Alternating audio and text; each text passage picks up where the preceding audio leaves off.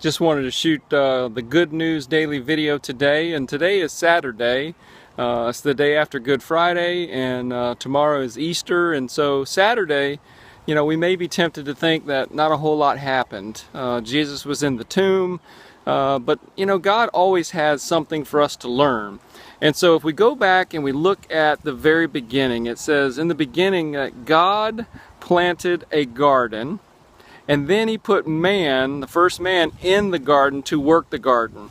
So he created the garden to begin with, and then man was to work the garden. But when you think about what happened when Jesus died on the cross, they took his body down, and man put God in a garden tomb. So in the beginning, God put man in the garden. At his death, man actually put God in the garden tomb.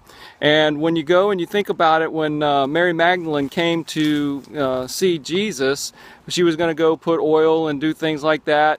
When he had risen the next day, Jesus was talking to her, and she thought he was the gardener. And then she realized that it was actually Jesus. And so, she was kind of correct, because God is a gardener. And Jesus is a gardener, and we, being his disciples, we need to be gardeners. And what was the garden? The garden really is the earth. And, Jesus went on to say that unless he went into the ground like a seed of wheat, if it goes into the ground and it dies, then it comes back and produces a harvest. But if it doesn't go in the ground and die, it stays by itself.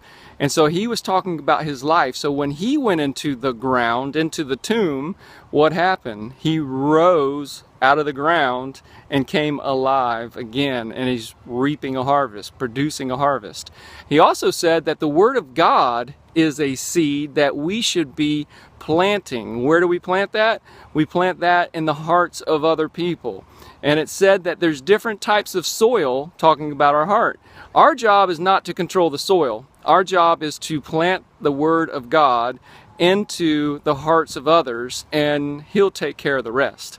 And so that's what we're supposed to be doing today. We are supposed to plant seeds, which is his word, in the hearts of others so that it can reap a harvest. And Jesus was the very first person to overcome death all on his own. And he did that so that we would have that same ability. When we invite Jesus into our heart and we are born again, then we have the ability to have the same resurrection that he did. Someday we'll come back to life again. And so we got to die with him so that we can then reap a harvest for him.